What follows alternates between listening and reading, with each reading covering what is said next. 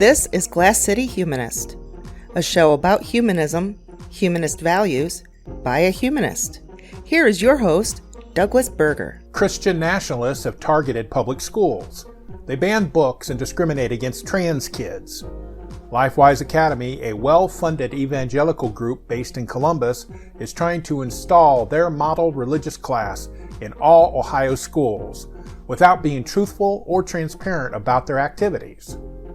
We talked to Molly Gaines and Zachary Parrish, two parents who are fighting back with their group, Parents Against LifeWise. Glass City Humanist is an outreach project of the secular humanists of Western Lake Erie, building community through compassion and reason for a better tomorrow.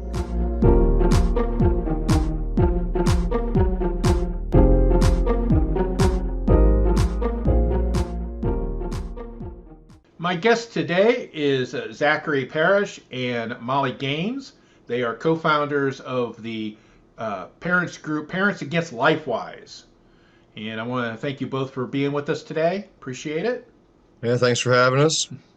And for those that are unaware, the state of Ohio has a state law that's been on the books for about 10 years that school districts can have what's called release time religious education.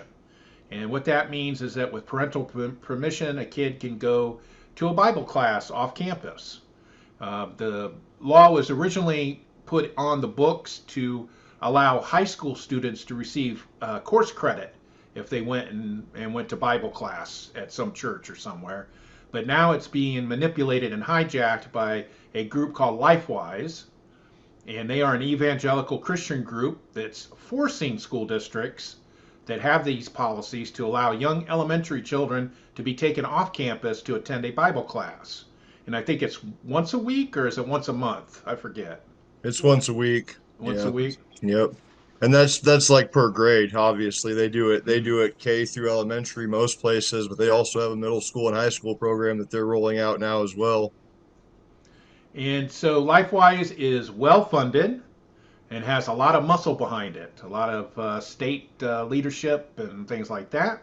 And Zach and Molly are parents who decided to push back against the rising tide of LifeWise, and they started Parents Against LifeWise. And they also work with other like-minded groups who are also against it. And so we'll go ahead and talk to them about it.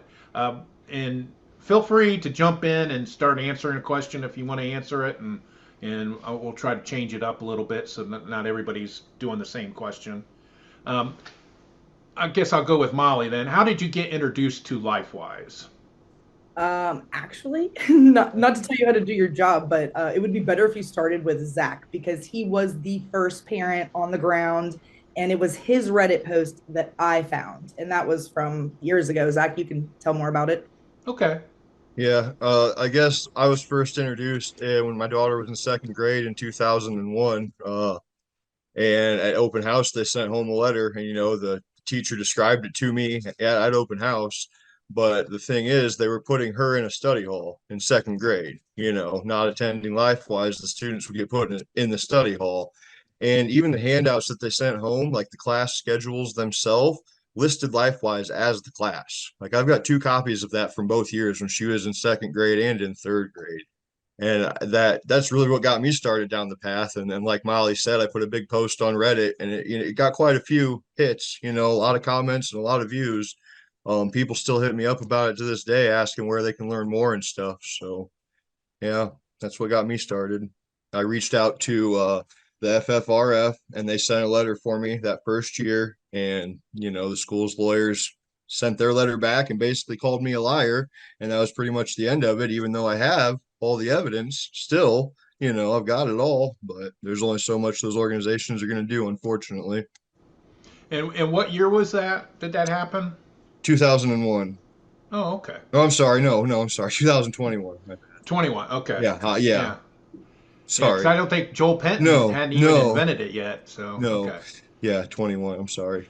And FFRF, was that the letter that they sent to all the school districts, or was that just for you? No, they sent one for me personally to the district. Yeah.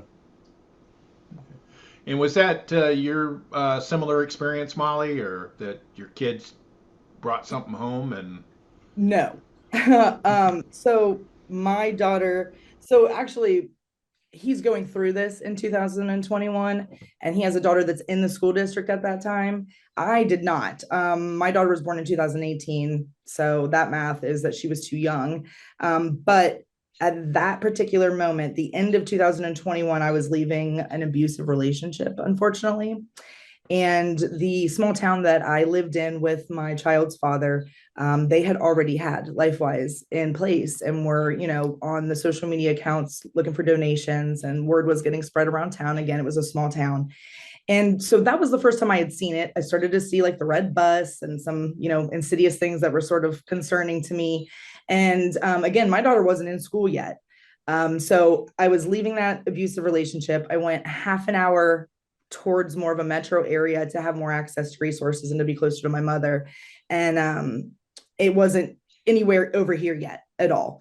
And so that's when I sort of started looking and researching. And through that is how I found the Reddit post and just sort of reached out to Zach. I don't even remember exactly, but we connected and we're like, let's get some more eyes and ears on this. Like, what are we doing here? And the more we looked into it, the more concerning things got and the more it's grown. Okay, and when did you form Parents Against LifeWise? It was September of 2023. And was that just the impetus that you both shared that experience, or there was other people that came forward and they were like, "Hey, let's have a group," or I mean, So, what was the just how did it gestate? sure. Zach, do you remember specifics? I just remember deciding that we Mm. should start the Facebook group. Well, you had it started before you reached out to me Yeah, specifically because there were small local ones. There was two local ones that I was in, the that's Finley it. group, and then the other one, the Northwest Ohio one. Yeah, but I think we touched base in the Finley group, and as soon as I saw you just had a broad one, I jumped over, and as soon as I did, you asked me to just help with it. So Yeah, I was like, can you get on board? Because when I'm looking at the timeline and I'm talking to everyone, I'm noticing like Zach, he's been through it. His daughter brought my home. name definitely comes up when you look into it. I mean, I've been loud. I feel like I have to be, because people weren't aware of this. Nobody had any idea that was their plan from the beginning. They went into rural areas where, there's not a lot of people who are very Christian, and that's where they started. They put their hooks in there and figured out how to do it before going to the bigger cities. Correct. Yeah, they made themselves get established in these places that were primarily white, primarily Christian, primarily conservative parts of Ohio specifically, because the pilot program started in Van Wert, and that is the hometown of the founder, the CEO, Joel Penton. So that is kind of the epicenter of what we're talking about. The new headquarters is going to be in Hilliard, but Van Wert is sort of where it all started. Yeah, I remember when I was in school many, many, many moons ago. They actually a lot of the rural schools had religious stuff on campus. Even though it was unconstitutional, people looked the other way. Somebody was reminding me the other day that this one school district in Hancock County, they had a church bus that parked in the parking lot, and the kids would come out and they would have stuff on the bus. It was like modified, it had tables and things like that, and then Yeah. the bus would drive away, and people are shocked. And I'm like, yeah, that's what happens in rural Ohio, Oh yeah, is people just absolutely. look the other way. Yep. I mean, that's something we've seen specifically with LifeWise. I've seen them parking their bus over the weekends at the schools in two different school districts personally. So, Yeah. yeah. And they're using classrooms in the public schools to host luncheons. They're using, I shouldn't even say classrooms. They're using the facilities at public schools to host luncheons for volunteers and teachers. We have reports of them holding actual LifeWise classes at schools. But of course, this is in places again where the populations are lower, it's more rural. There's not going to be any pushback. If there is, it's going to be the minority, and those people are scared. So um, you're not going to hear much about it. Yeah, and to make things clear, there is still a prohibition against having religious classes in public schools. And also, this law that they're using, the release time law, specifically states that it can't be done on campus. It can't use resources. It can't use the teachers. But we have these sporadic reports that that's what's going on. They absolutely push every boundary they can. I mean, that seems very intentional to me. They like to push the limits every way they can. They will do whatever they want until they're told not to, and then they will like think about it, or they'll backpedal, and it's only usually temporary, or it's until another junction comes, and whatever their pushing session is or whatever. It's creating a dynamic in communities where anyone who is not the vocal minority or the vocal majority, religion wise, is afraid and is being ostracized, not just their children, but their families as well, even more so than before. Yeah, and I know there was a recent bill that was introduced, House Bill 445, that would require school districts to have a policy. Right now, it's up to school districts if they have one. And one of the things, I come at it from a church-state separation angle, but there's other, I know there's some people that don't want to hassle religion or they think it's a hassle, and there's other reasons to be against it. Another reason to be against it is they have no requirements to do any background checks at all on anybody involved. Yeah. LifeWise claims that they do them, but according to the law, they are not required to do any. Zach, you take this one. Yeah, I mean, we looked into their background checks. I specifically did one myself, and I definitely should not have passed, but I don't know that I did either. But the thing is, even the background check company is called Protect My Ministries. It's not a BCI check. It's not even remotely comparable to what teachers have to go through. Teachers get entered into a system called a wrap back, where as soon as they get a charge, it alerts the system. It doesn't even compare. To be honest, I don't even think it's a criminal background check. They call it a consumer report right there on the acknowledgement that you signed. So checking their credit score, I guess. I mean, for real, that's how it reads. Yeah, and just to like give a little more detail to it, is that when Zach did go through their process of doing the background check, how typically when you get one, it tells you like, do you want a copy sent to you? There was no option for that. And see, he had to get the background check first in order, well, this is what they're saying, supposedly, in order to take the certification training, correct, Zach? Yeah. And so he was able to then take that training. So our assumption is that he passed the background check if he was given access to the training materials that he had to take the background check in order to get. Right. Yeah. Right. Yeah. So, to be fair, that was probably an automatic thing. I mean, to be fair, it was probably an automatic thing that once I did the background check, some bot probably just let me into the training. But nonetheless, the fact is they didn't do a background check. I did the training and printed off a certificate. I can go buy a LifeWise shirt and start showing up at schools if I wanted to. Absolutely. I mean, that's crazy. Yeah, and in this day and age of random school shootings and abuse, child abuse in the hands of teachers and administrators, and they're letting them take these kids off campus. Honestly, it's just mind-boggling. It's horrifying, and and just to clarify, Zach was the team member who did submit himself to the background check, but that was because he, as a younger man, had some run-ins with the law. And nothing horrible by any means, but he should not have in any reality passed the background check that a teacher would have in order to get access to public school children. For more information about the topics in this episode, including links used, please visit the episode page at glasscityhumanist.show.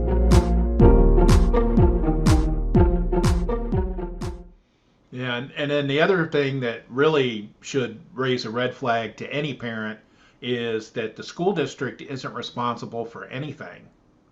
Once they get approved, all they have to do is check attendance. That's all they're required to do.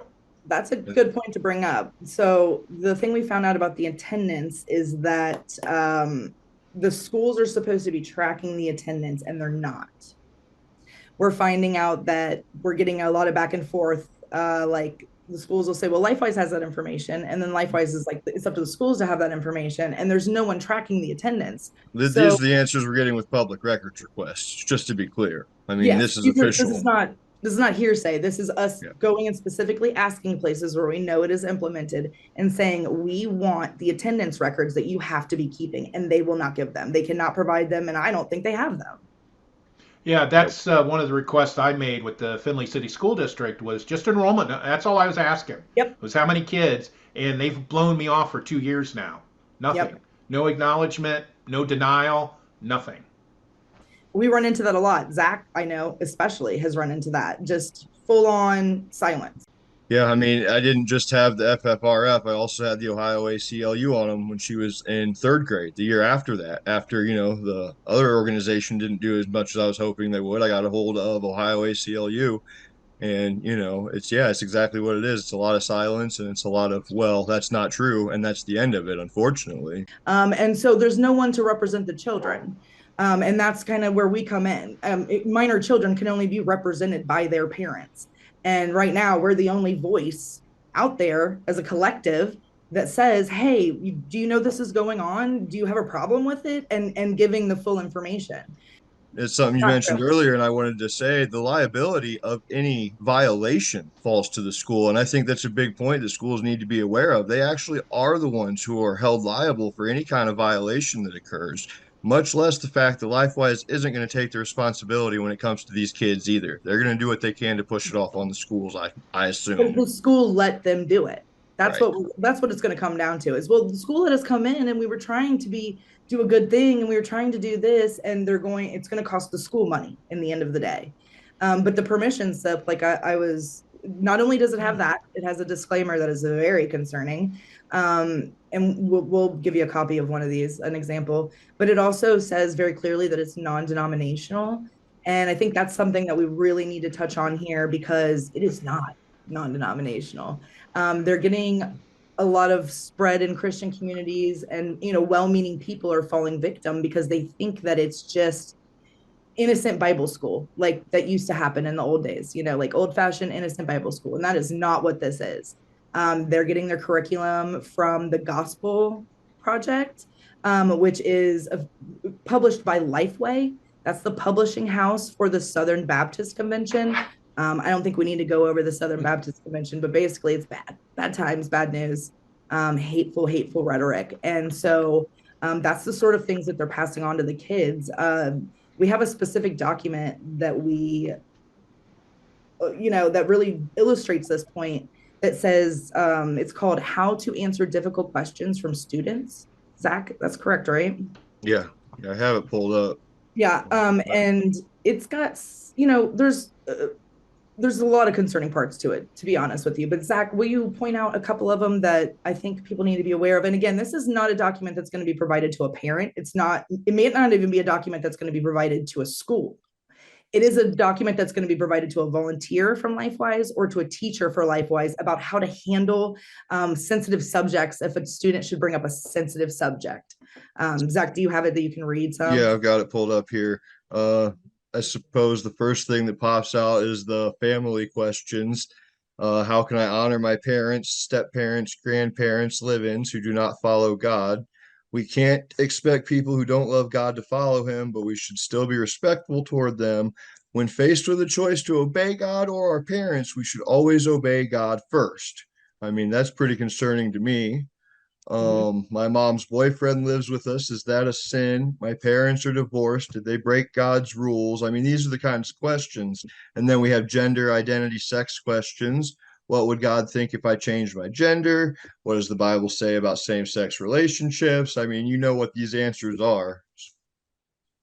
Yeah. But, And I mean, it's 2 pages of this, 3 pages of this. Yeah. And if you don't know what those answers are, the sum of it is that yes, all of those things are a sin. Your family's living in sin, and the price that you pay for sin is going to hell. I find some of the things especially disturbing as someone who, like I said, when I first heard of LifeWise, was escaping an abusive relationship. And that kind of rhetoric is, I can't explain to you how dangerous it is to tell a young girl that getting a divorce or that having a new boyfriend or a new man in her life is something to be ashamed of, or that is a sin. That only reinforces the issues that we have with, abused people staying in toxic and abusive relationships.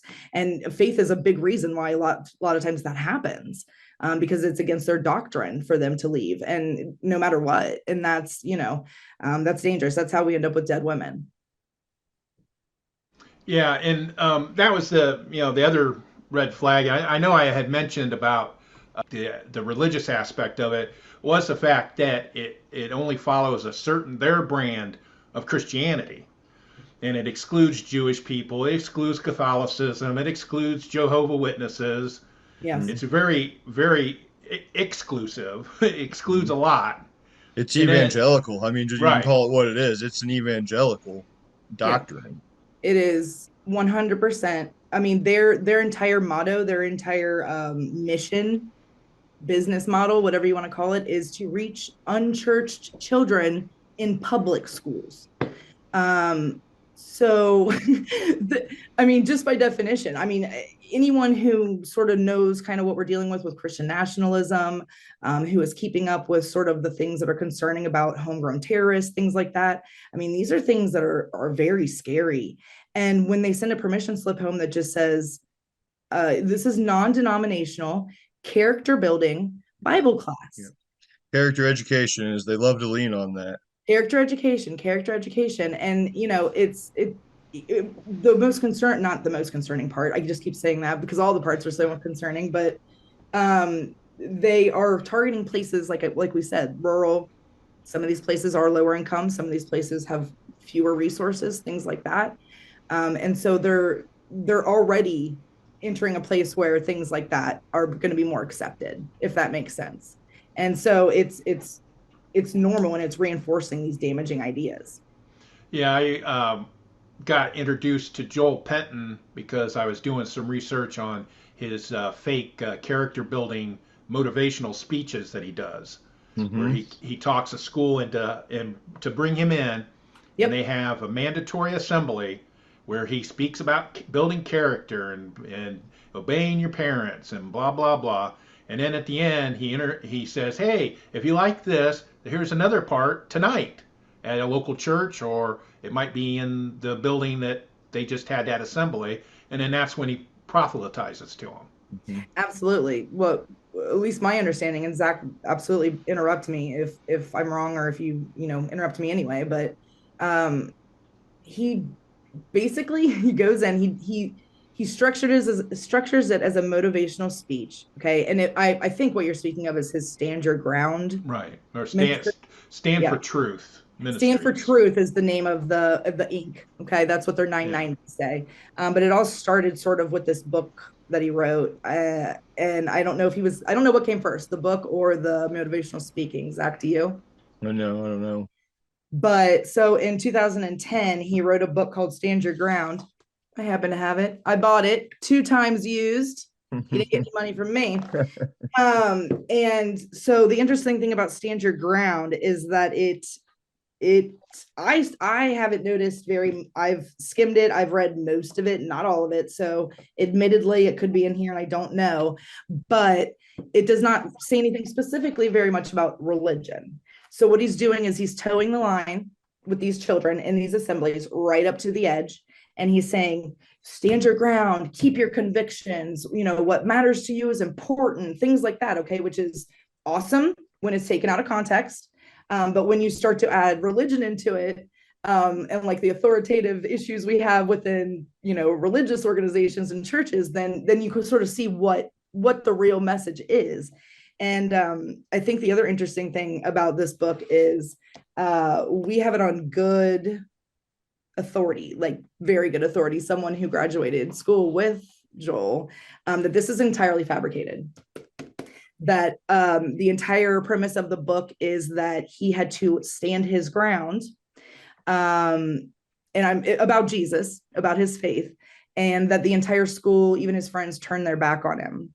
And it was the worst moment of his life, and he was ostracized and all of this. But then, of course, at the end, this paid off, and this is his dream, and his dream come true, and he stood his ground, and that's what made him a man, and just, these sort of things.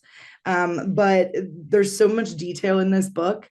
I know a couple of people that have read it, and the person who went to school with him who said there's no way that these things could have happened and no one know about it. Like the way he writes it is that like it's the whole school, like a Footloose situation, that like the whole school, the whole town, everyone knows about this Now, thing. Van Wert? Yes. Was it Van Wert? Really? Yes. That to me, that says that's made up right there. Yeah. Right. Yep. Exactly. And that's why we're all like, what? And the people that I've talked to who went to school with them or what have you, or their kids went to school with them, they're like, they've never heard of that. That should be in fiction, but it is an autobiographical book. That's what's touted at. And you see the timeline is very funny too, because you've got 2010, he's motivational speaking, grifting schools, making money, got a book to sell too, doesn't he? 2011, he writes another book because he's got to keep going. This one's called 7 Lies Almost Every Teen Believes. It was written in 2011. Okay, so that's a year. That's wild. And this one is very religious. It is so religious, it's insane. This is something that you would almost have to go. We have snippets of it we can share with you, and you can share with your audience. But this is almost something that you would have to read to get the big picture of. But really, it's brainwashing for children. It's a teen guide for brainwashing for evangelical Christians. And you have this in 2011. You see him continue. He's a full-time minister. He doesn't like to say that or advertise that, but for 13 years he was a full-time minister in that gap. And then come 2023, I don't have a copy of it, unfortunately. 2023 in May, he's publishing a book called During School Hours, and it is about LifeWise Academy and how he's implemented that into the schools and the process, and how you can too. How he borrowed it from his sister, I believe it was. His sister was on the board of the church that was doing it. Yeah. Go ahead, Zach. Well, there's a whole bunch of details there that seem to be a little foggy and a little shady, but I don't want to get too far into them because we're not entirely sure. Yeah. But there was a program in Van Wert that he kind of went in there and said, how can we do this everywhere? The quote out of his book is, I need to McDonald's this thing, or something to that effect. Which it's ironic that that's the colors they chose as well. They're very much McDonald's colors that they're using. He's playing that manipulous, game. Hello, this is Douglas, host of the Glass City Humanist, inviting you to listen to selected segments of the Glass City Humanist on Toledo Community Radio Station WAKT 106.1 FM, Tuesdays at 7 p.m. Eastern Time. If you can't listen to us on the radio, you can live stream us on toledoradio.org or visit our On WAKT page on our website, glasscityhumanist.show, for past episodes.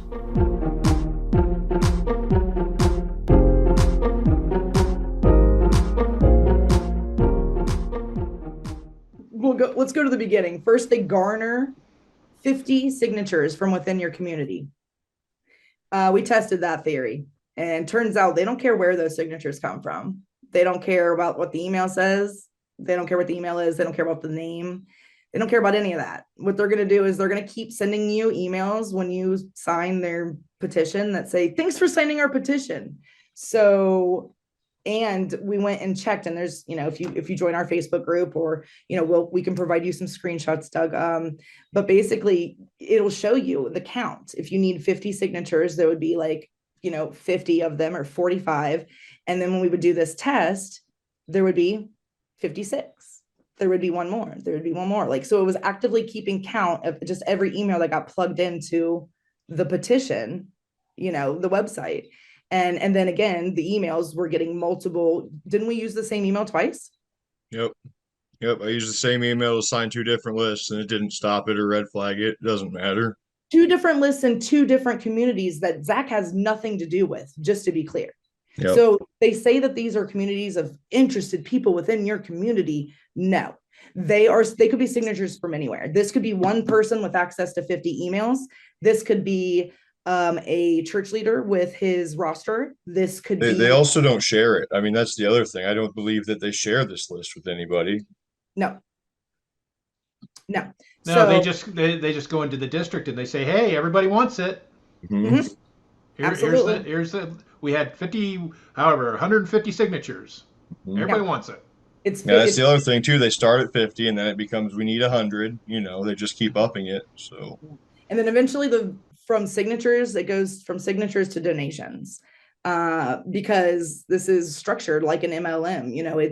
It's everyone at the bottom is begging for money, looking for donations from the community, doing fundraising, selling merch. I mean, they got their own coffee brand. They have T-shirts and polos and water bottles and everything you can think of.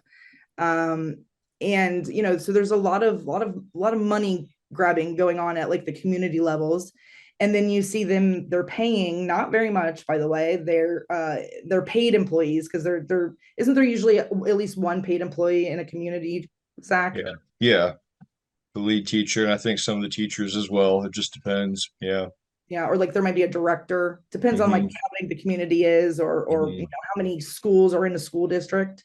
Yeah. Yeah, because they've got the program directors and then they have like a little board and stuff. I mean, that's the thing. There's like 7 steps, 8 steps. They have them all broke down in PDFs, what you need to do and how you can email the schools and how you can get more interest in your community. And it's How you all get more just money. it's all just templates. I mean, it really is. It's just templates of send this out to everybody. It's kind of crazy. It is. And and you pay them so much. Um, isn't it, Zach? Isn't you either have to keep your numbers up, and then like you have to have so much money to start the program. And if you aren't successful, that money gets forfeited to LifeWise. Like Yep. you don't have a program, and then you also don't have the startup money. Yep. Yep. Absolutely. Yeah, and then it's like I read somewhere it was like $20 or $30 a kid for liability insurance. Mm-hmm. Mm. Yeah, and that was something we didn't see till later on. Zach, would you agree with that? Like I didn't see a mention of that until later. And I almost wonder if that was an afterthought sort of thing. Yeah, I'm not sure. The communities are the ones that are doing most of the small time fundraising. But I think the other thing that is important to discuss about LifeWise is the affiliations they have and who's donating to them directly.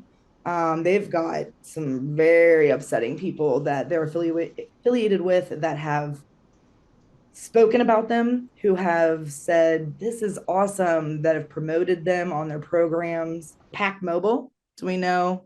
So we know what that is. That's the right-wing extremist company. Sure, you can do your own research. They've got we've found at least 2 promotions from Project 25 that have said LifeWise is where it's at. You need to get this in your community. It's the best thing since sliced bread. So and Project 25, we don't have the time to go and do that here, but you can do your own research. It is terrifying. If Doug, you probably know more about that than I do, in all honesty, but for them to be affiliated with that in any way, shape, or form, and then also affiliated with our children is something that keeps me up at night. Well, wasn't it in? I don't know if you probably didn't tell me before, but didn't somebody read in his book that his goal is to tear down the public school system? Or was that something he said in a podcast or something? I know he's been quoted as saying that his mission is to tear down Joel Penton's mission is to tear down the public school system and reconstitute it as a Christian school. I mean, he's said things to that effect in podcasts for sure. That question's been brought up in podcasts, to that effect. I don't know the exact quote, but yeah. Yeah, so It's also interesting that his kids are all homeschooled, yeah, of Our public course. schools aren't good enough for Joel's Right. kids. Right, because it's a cesspool, or it's his mission field. That's what he calls it. Yep, that's It's mission And I field. think that's the point that needs to be made is how this is so much different than every other RTRI program up until then. These Yeah. other programs have been running for years without trying to convert the children. That's the big difference here. And I Right. think that point needs to be made. They stand behind these Supreme Court cases and they only stand behind half of them. They only point out the little bits and snippets that work for them. There's plenty of other things you can pull out of this Supreme Court case law because that's all it is that they're working from. It's a lot of weeds once you start getting into it. Yeah, when Representative Click introduced 445 in his proponent testimony, he claimed that it was a First Amendment issue about religious freedom. And it's like, that is total poppycock. It is not. If a school district doesn't want to have LifeWise, that should be up to the school district. And that doesn't violate anybody's religious freedom. It really doesn't. No, because these other programs were traditionally meant for like minority faiths, and for public school children who didn't have the resources or the financial resources specifically to be afforded a private religious education, which used to be the only option in this country. You had to pay for a private religious education if you wanted that for your child. That is no longer the case, especially in Ohio. Now we're up against vouchers, we're up against charter schools, we're up against all kinds of things that are an alternative to public school.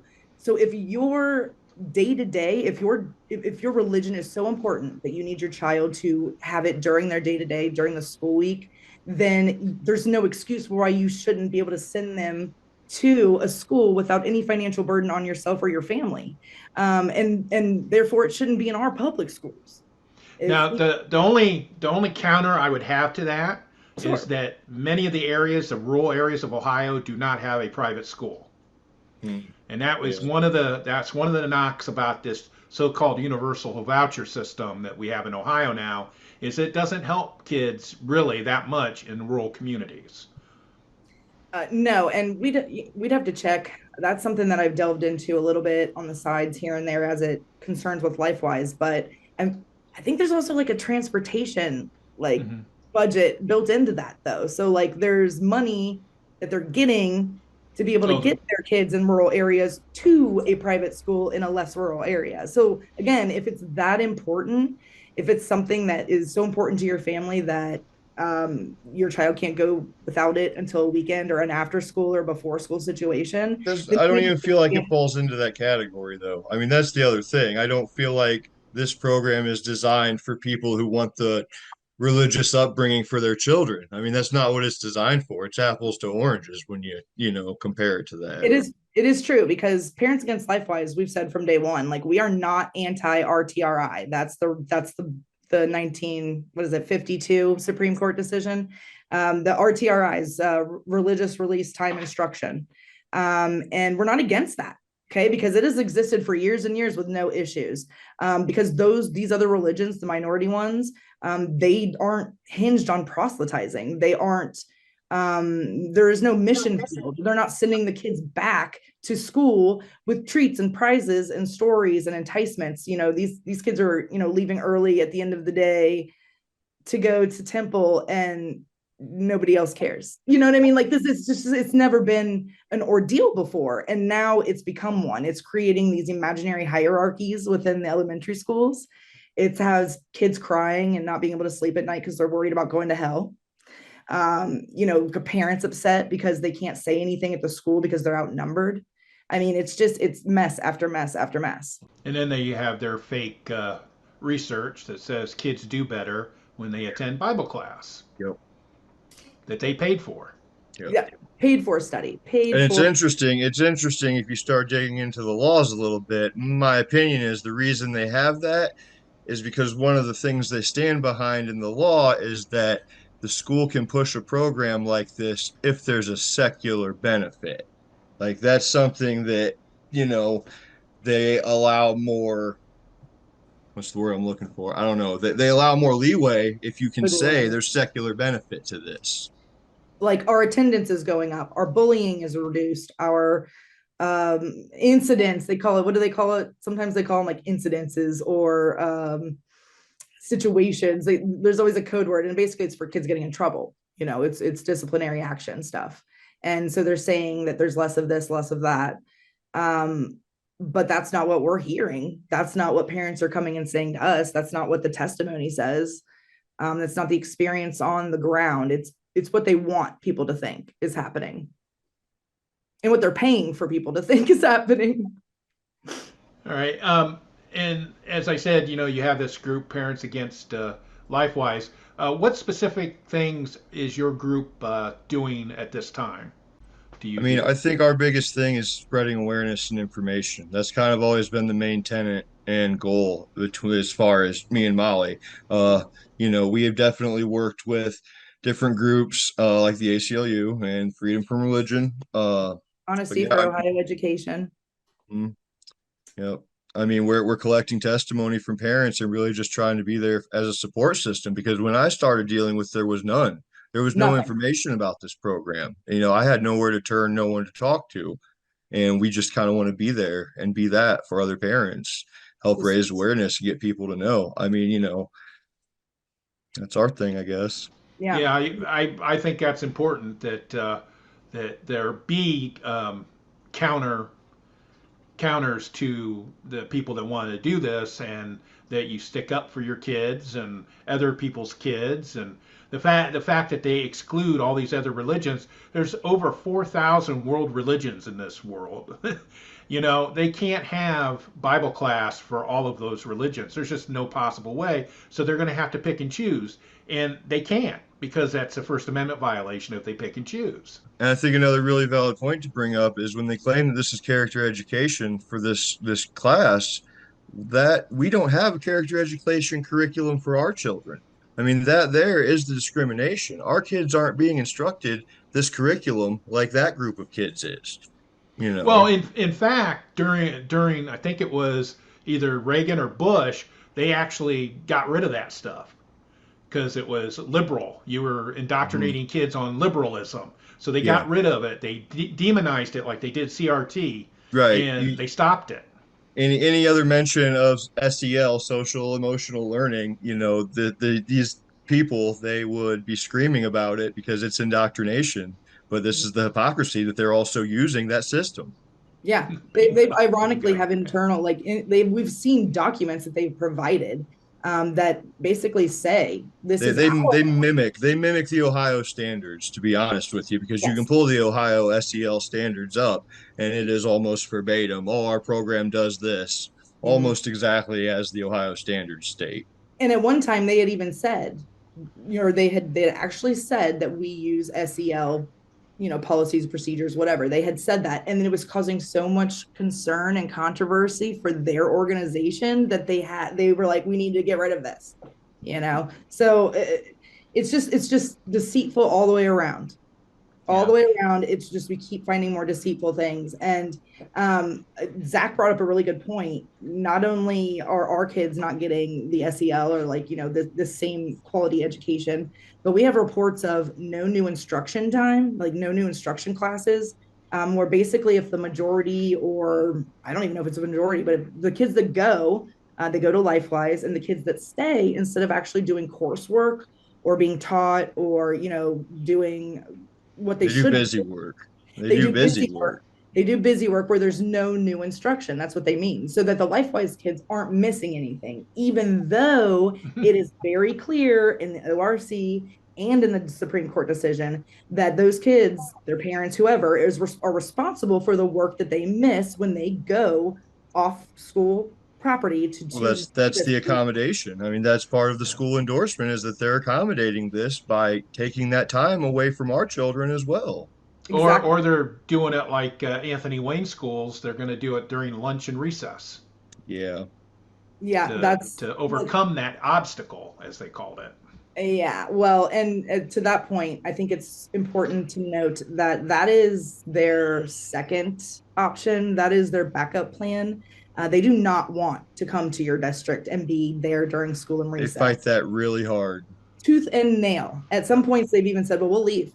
They've told districts, "Well, we'll leave if you don't accommodate, us." Hmm. But what these kids are leaving during is, what is I would argue with this term, but considered non-core curriculum. So their specials classes that's what they're called in some areas, which is PE, music, art, library time, tech, things like that. These are on rotation in a lot of schools. And so they will rotate missing one of these important classes or instructions in order to go. And the children that aren't opting in, or whose parents won't opt them in, they're what, not not getting these things, not going to these because classes. because the specials are twice a week. Like the kids that don't go get that special twice a week. It's not like the other kids are missing the class entirely. They Right. go 1 week, and my daughter goes 2 days a week. She has art class twice a week now, but they don't do anything new. Like she was saying, no new Yeah. instruction during that second day while all the other kids are at LifeWise. No, we have teachers who have said basically, like, look, think about it. How would we do that? How would we keep on track of a curriculum and of a lesson plan when there's all this staggering? How would we know where to stop and start and who knows what and who remembers what? There's no way to keep track of that when you've got half or more of the class that's missing so much and the other half that has kept learning. Then you're either going back over things the other kids have learned, which we all know what happens to bored kids. um, but so you've got the other half of the class who has no idea what's going on. It's all new to them. So it's just, it creates this weird scheduling disparity that the teachers are honestly, they're having a really hard time dealing with. And I would say across the board, we've heard nothing but teachers say that this is bad. It's bad in practice. It's bad every day. It's bad. Yeah, and I think one of the things that can help immensely is if we could find some teachers that will go on the record about some of this stuff, because I know a lot of them won't. Yeah, that's the problem. Yeah, they're scared to lose their jobs, right. and with good reason in some areas. In other areas, maybe not, but we can understand why they would be concerned, because in a lot of places, in most places, this is being pushed by someone who maybe leads the PTA or by their school board even, or by a church leader in the community who is the authority on these such things. They're the consequences for them are too big, is what we're finding so far. But again, we're a little behind, but we're not that behind. They are spreading out from the pilot program in Van Wert like a disease, just spreading out from Ohio. And so we're getting more reports. They're getting more opportunities to mess up, if that makes any sense. And so we're bound to hear more, and we're bound to are they in Toledo public schools or Columbus City schools? They're going to metro areas, because it's very obvious to me anyway that they've got all of Ohio at this point. I mean, for the most part, they've got almost all of Ohio. Well, it's to me, this is what I think. Zach, you tell me if you think I'm right, but it's rural Christian white communities, as we discussed before. They've definitely made their mark in the big cities as well at this point. Well, then they go into the metro area, which again historically has some poverty issues maybe, or resources that are lower, or their education is overwhelmed by the amount of students. There's some issue, right? So they go directly there, they get their foothold in there. And then like in Ohio right now, we're seeing it in the suburbs, and that's where they're getting the most pushback, because those people have the time and the money and the resources to look into what is exactly going on. And that is not the case for people who are struggling that maybe live in a more rural area. And don't get me wrong, we're not stereotyping. We know that these are not always the case, that this is not always, that people in rural areas are Christian, white, or low income. And we know that the same is true for metro areas. But historically speaking, that is what they're doing, is they're preying on these areas that are saying, oh, you're going to come in here and you're going to offer character education to these children who are struggling for free. Yes, we'll do it. We'll do anything you want to do if you say it's going to help, because we're struggling that hard. That's what they're doing. And so now in Ohio specifically, and Ohio, we keep talking about Ohio, it's national, okay? It's in how many states by now? 20 something. 20. Is it 20 now? I think I could have that number wrong, but they just had their state of the ministry address yesterday, and I want to say it was 20. Yeah, because he said it'll be 25 by 2025. Yeah. So they're, it's spreading outward, but Ohio is a really good micro examination of how they're doing things, because like I said, in some ways, all the states, we know that people in general are all the same. So there's a lot of consistencies. And so in Ohio, we've seen it. We're seeing it happen in real life. They've had years to do it. And now that they're established, they're doing it even faster in other states. So again, rural Christian first, go into the metro, the suburbs and the more affluent neighborhoods that are more diverse and things like that. Those are the last places. And that's where they see the most opposition, but that's the last place. And by that time, a lot of times we're seeing, there's been a House bill of some sort that's been passed to force them to have an RTI policy, an RTRI policy, like we talked about with HB 445. Indiana already has that. One, yeah. They just passed it. I think talking about their spread, this is probably a good time to bring up the website, respectpublicschools.com. There's an interactive map on there that shows, I mean, the growth they've had just in the past 2-3 months has been huge. But you can go on to respectpublicschools.com and get an interactive map and see what stage they're at in your city. And that's nationwide. Nationwide. You can type in your school district name. That's what you need to know, is whatever school district you're concerned about. Which sometimes our school districts don't always match the name of the cities we live in. So find out that information accurately and go in there, and the map will show you what level. Remember how we spoke about how there's 10 steps for them to get implemented into the district. It'll show you what step that your school district is currently on. Well, Zach and Molly, it was really great to talk to you today about this important issue. This is a very, very important issue that people need to take heed. They need to pay attention. And if they have kids in school, they need to keep up on it, because, they're manipulating everything that they can. They're being as sneaky about it as they can.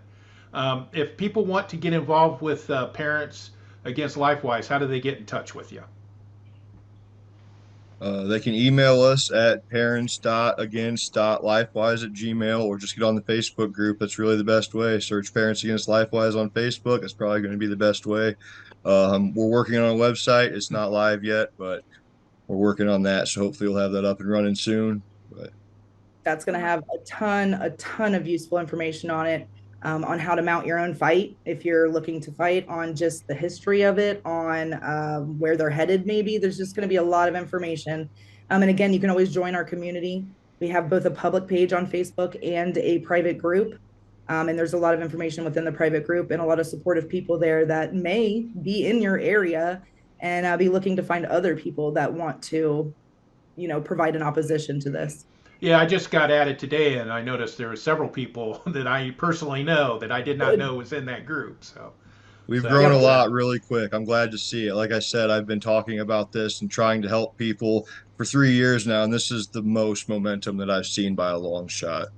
Yeah. And we're not, like I said, we're not anti-religion by any means. I wouldn't say that we support RTRI laws, because to us, school day is precious. Those minutes are precious. There's no time for any religion in a public school day.